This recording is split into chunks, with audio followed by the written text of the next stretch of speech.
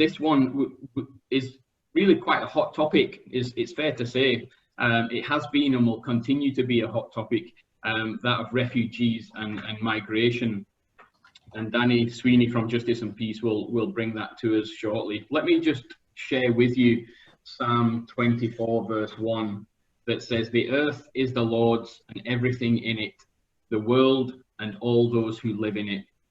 And that just gives us this idea of caring for the common home is not just the kind of creation and nature around us, but the people within it and the things and the issues and the themes that come from that. So it is a vast encyclical in that way. And then when we talk about everything being the Lord's, the Lord requires us, in Micah 6:8, it says to act justly, love mercy, and to walk humbly with our God. So it's fair to say that there's lots and lots of different themes that come through. And we'll be hoping to cover some of those things. We are aware that this is a topic that has differing opinions, different political views, different personal views. We're not here today to share personal views as such. What Danny will be bringing with us is how that theme links to the encyclical, how it links to scripture, and how that should shape what we think. So we're not here to give our personal political aspect or anything like that. So there is a personal aspect to it for us, but professionally as educators, we're looking at how we can create an environment where young people, children, right from P1 up to S6, have the ability to be able to make informed choices and opinions based on what we give them. So we want to make sure that we're sharing church teaching and scripture so that our young people can grow up in an environment to think critically and to make good decisions. Danny joined Justice and Peace in 2017, in January 2017, and his background is in education, in ministry, even in the civil service, as well as a bit of international development thrown in there as well. He came from Manchester. He says via Wales, China, India, Malawi, and Yorkshire. And as a Yorkshireman, I'm glad he threw in Yorkshire for some reason, but there we go. Before he begins, I'm going to attempt to share a short animation, but before I do that, if I can ask those that do have their video on, if you can turn your video off, even for this bit, it will just help possibly the running of it. I say that, you know, just hoping that it does work, and hope you enjoy this animation that Skia created. It's a resource that you can use with your pupils, and it's a good way to get a good discussion brewing as well.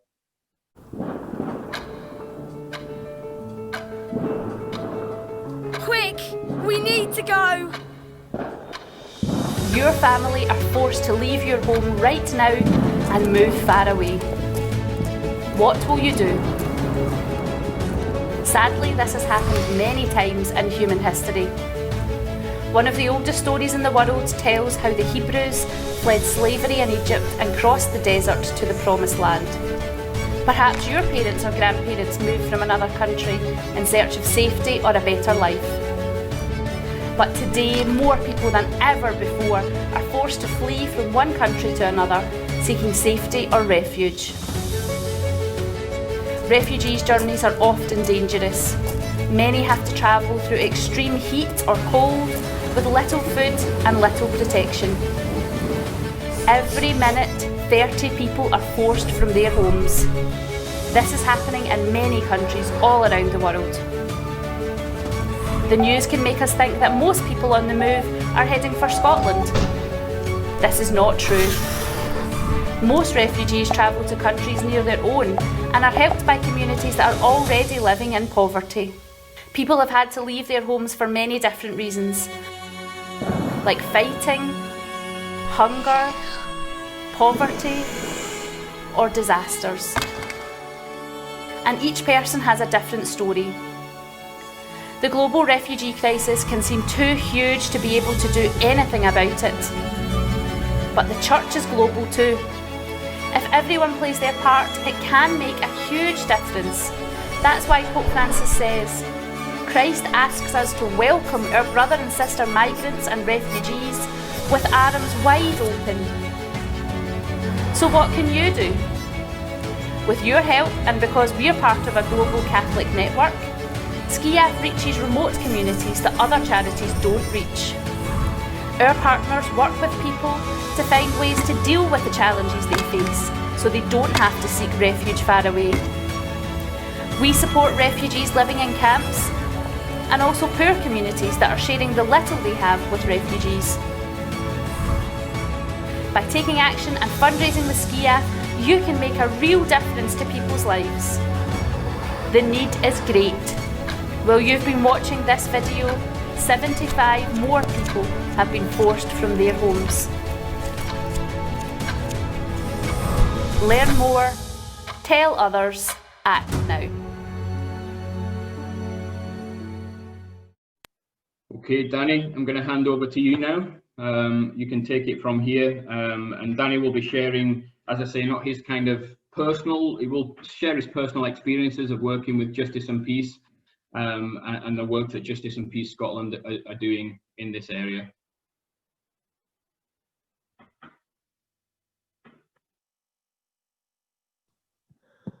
I think there was somebody just saying you need to unmute to their own screen then. Probably the most commonly said phrase of 2020. But everyone, thanks for coming. Again, thanks Mark, thanks to SCIAF for inviting us to be here, inviting us to be part of this. And yeah, as Mark said, we're going to look a little bit at the Laudato Si, how it impacts beyond almost the pure environmental, the pure ecological stuff.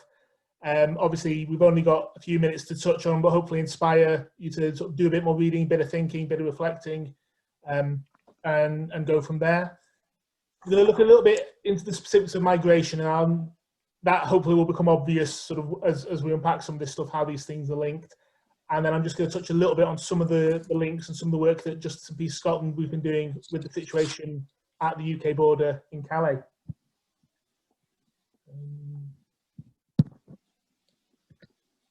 Okay, so obviously, Reaching to the Converted, Laudato Si came out 5 years ago, and it really was seen as the groundbreaking encyclical. It brought Catholic social teaching along with, you know, absolutely up-to-date, spot-on climate science together, you know, really for the first time. And buried within that, buried at the heart of that is what the top quote there is, which is one of the goals that the Vatican is sort of putting out on this 5-year anniversary, a response to the cry of the poor, buried within Laudato Si. Obviously, the planet does not exist separate from us. We do not exist separate from the planet. You know, we are interlinked in ways that, you know, you could never be unpacked. And Pope Francis, obviously, you know, the first Pope from Latin America, that tradition of the preferential option for the poor, being on the side of the poor, runs all the way through the church, through our teaching, through our history. And here, you know, we talk about the cry of the earth and the cry of the poor. And then also on the bottom of that slide, the quote, which, you know, I think captures so much of this, certainly for myself. You know, this is not two crises, it is one. We have to combat poverty, restore dignity, and protect creation. Where are we going wrong? Probably quite a few ways, but we've only got a few minutes. Certainly the biggest thing I think we need to acknowledge and accept ourselves is exploitation of resources to fuel our lifestyle, the lifestyle which, you know, many of us in the West have. We know that coffee and chocolate, two things that I certainly can't get through the day without, both have got real issues tied to their production, tied to their farming. Those of you who have got sort of access to Channel 4 iPlayer, whatever it's called, there's a great thing about Dispatch's program looking at Colombia. Starbucks and Nespresso, who do the little pods, both of them claim to have ethical sourcing, ethical chains in how they harvest their coffee, and yet they found children working in those coffee chains when people are paying a premium for these companies to be ethical, to be good. The picture on the top left of your screen is extraction mining in the DRC to pull out coltan, tungsten, and cobalt, minerals which part of a sort of very broad network of trafficking, kidnapping, child soldiers and forced labour, go into every cell phone and laptop that we're all using now. Our lifestyle, our meetings, everything, particularly the last few months, we're using conflict resources in these devices, and there's a human cost in that picture. The bottom right is less easy to see. This is in Chile. Chile, unique in the world, it's the only country where water is an entirely privatized commodity. There is no public ownership, there's no public right to water. It's in the hands of companies, and it is used for industrial farming and particularly the growing of avocados for the markets in the US and here in Europe. And on the picture you can see where the water is and where it is not. This is leading to conflict over land. Human rights observers are being targeted. Human rights observers have been killed in Chile trying to speak out for water rights and trying to hold on to the water of their land away from these big companies. And this is done to support our lifestyles. There's an environmental impact as well. In the DRC, the Democratic Republic of Congo, this land, there's been an 80% reduction in the gorilla population. And again, I'm not going to label it gorillas, endangered species, magnificent animals. 80% have been killed and driven off the land by these, by this process. Sorry, that's the wrong one. What we have is a pattern.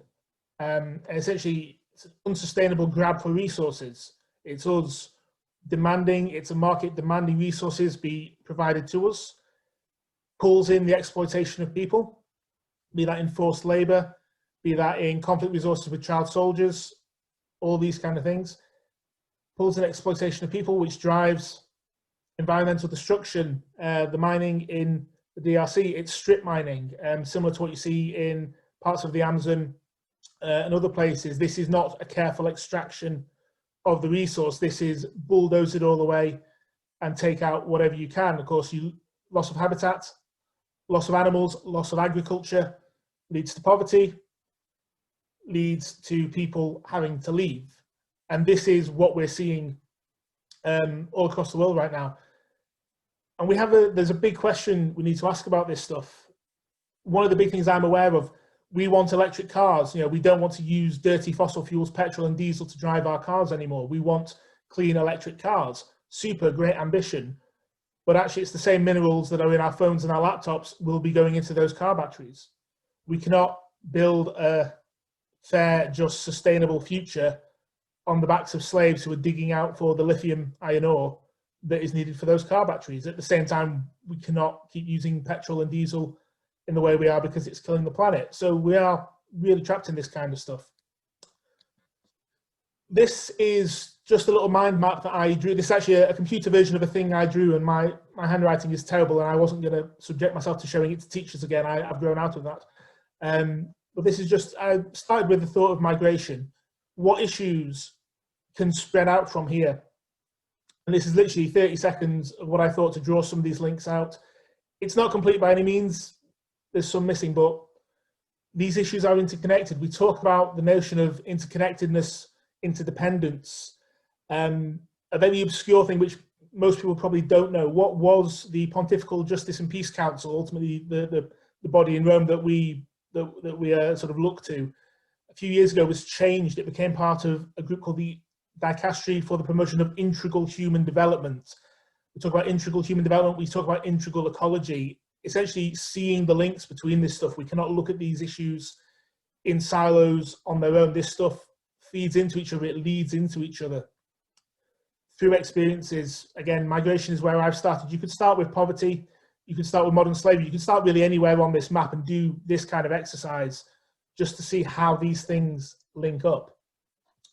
I should say Paddington is in the bottom corner. These slides, there's been 2 Paddingtons already in this display. When I'm working with students, I hide them and they have to try find them. So if you have spotted 2 Paddingtons already, answers on a postcard to us, and you'll win a toaster. I don't know. Back to what we should be doing. Honestly, Pope Francis and Laudato Si. If you read through Laudato Si, the term migrant is only mentioned once. The term refugee is only mentioned once. And it's in paragraph 25, some extracts, which I have put up there on the screen for you. At the same time, there's no one, I think, could deny that Pope Francis has been one of the great leaders on advocating for the rights of people who are displaced since he came to power. The picture there is from his visit only a few weeks after he became Pope to Lampedusa, the islands off the coast of Italy, where large numbers of people were coming in sort of 2013, 2014, and still today. We know that it was announced just in the last few days, in about 3 weeks, a new encyclical is going to be released looking at the issue of solidarity, and it's expected it's almost going to be a partner to Laudato Si. So if Laudato Si looks at the environmental and the ecological, it's expected that this new encyclical is going to look at human solidarity, our stand with our brothers and sisters who are displaced, who are oppressed, who are still today fighting for the rights and the freedoms that we enjoy.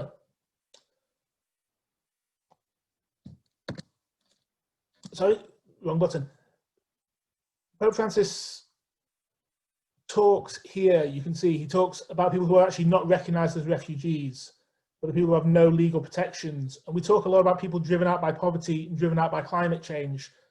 Pope Francis, for me, is very prophetic, because actually those two reasons, poverty and climate change, do not fall into the Refugee Convention. They are not considered legitimate reasons for somebody to seek asylum. We've not got time to go into the details of that, but it's always quite shocking when you do learn that, you know, extreme poverty and climate change, these things do not get you considered as a refugee up to this point.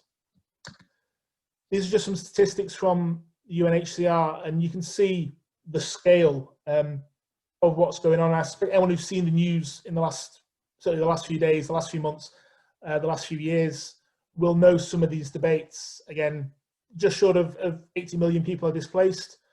Nearly 46 million of that will never leave their home country. They are internally displaced within the borders of the lands which they come from. You've got now, as of a couple of months ago, the UN believes around 20 million refugees. The United Nations, the Refugee Convention, was set up in a response to World War II and the fallout, the displacement of people in Europe post-World War II and the rise of the Soviet Union. The high at that point is believed to be around 15.5, 16 million. Since 2016, that number has continually been smashed. So we're now at a state where there are more people, more refugees than there were when the United Nations originally recognised the need for these protections. It's fairly staggering. You know, there's no way to hide from those numbers. And again, just a few more statistics to have a look at. And it ties back into this issue of where we link this with our care for creation. 80% of people are in places where acute food insecurity and malnutrition exist. You know, we know there's enough food. There's enough food on the planet to feed its population. We know we can sustain ourselves, but it's not where the people are. It's not where it needs to be. Again, we can't really escape from this. I'll come back to Pope Francis. You know, says it's not one. It's one crisis. It's one complex crisis, not two.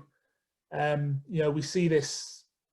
The majority of people. You can look at the countries that host Turkey, Colombia, Pakistan, and Uganda, are all outside of Europe. You know, only Germany is taking in significant numbers of people. Most people are still, and at the same time, these are places where you will still get people seeking refuge from. We get asylum claims from Colombia, Pakistan, Uganda, and Turkey.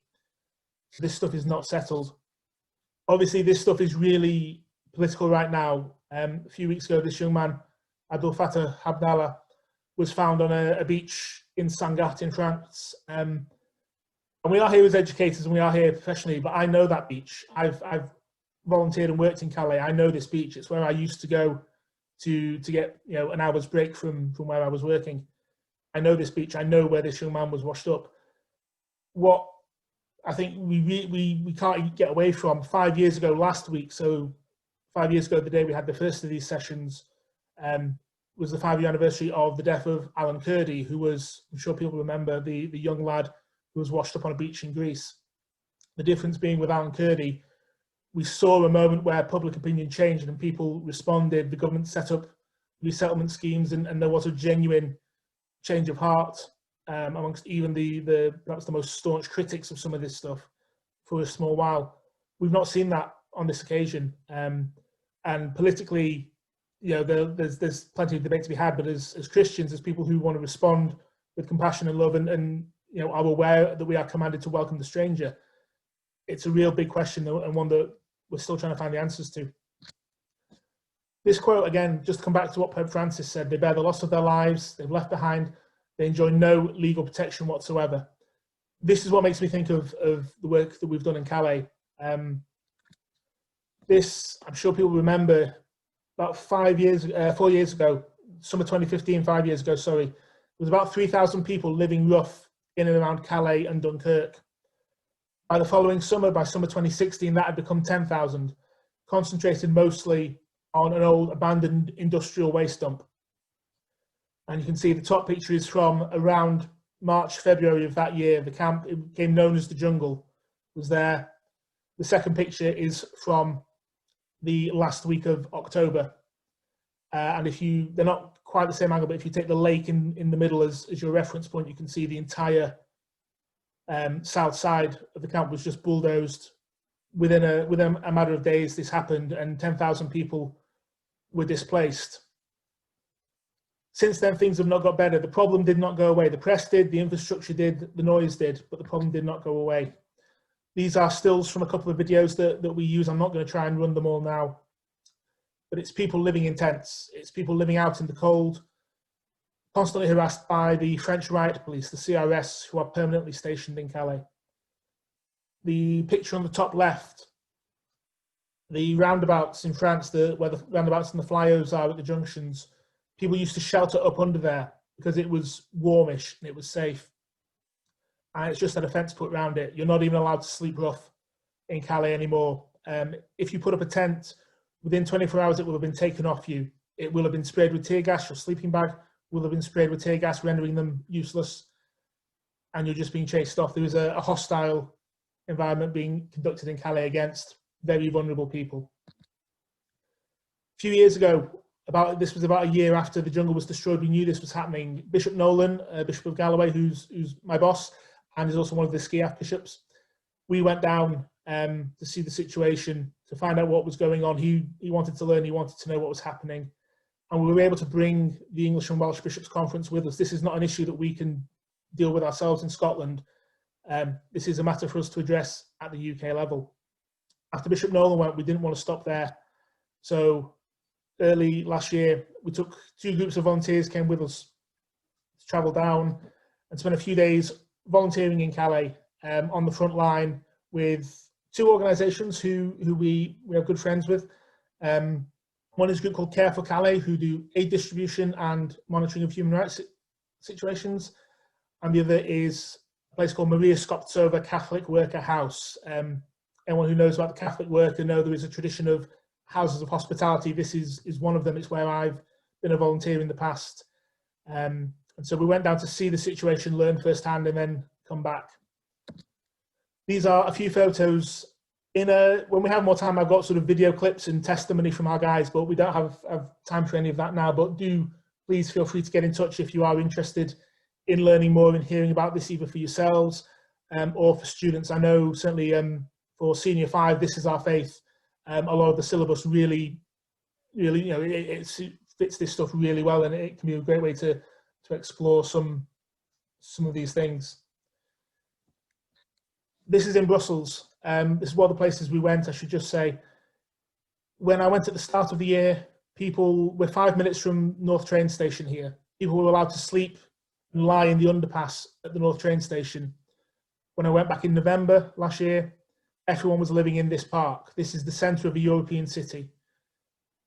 This is not a problem for us in Scotland. This is not a problem for us in the UK. This is not a problem for us in Brussels or France or Belgium. This is a problem for all of us, I think, as a continent in Europe, to look at where we're failing and why we're not prepared to properly address this and try and find a solution that works for everyone. This stuff, a matter of faith, I just wanted to touch on. I'm aware I'm running out of time. I do apologise. One of the volunteers I went with at the end of last year gave me that quote that's there, the command, to welcome the stranger, that Old Testament edict. It appears that more times in the Old Testament than any other instruction is that you are to welcome the widow, the orphan, and the stranger because you were exiles in the land of Egypt. And one of my volunteers said, you know, we say that a lot, we read that a lot. You know, this was a former head teacher. She said, you know, it means something different when you're freezing cold, facing off against riot police, facing off against a line of starving people who are desperate for food or clothing.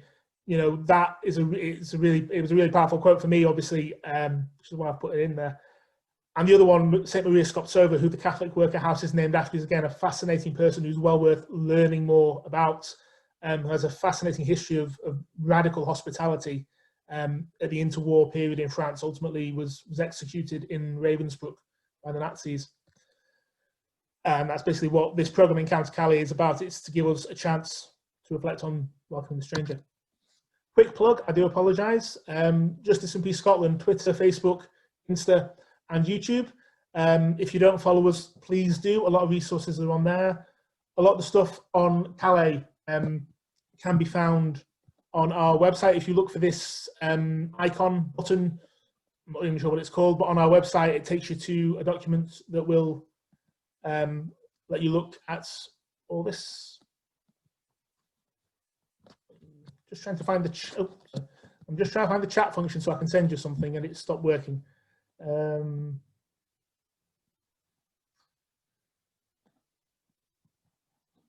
apologies about that.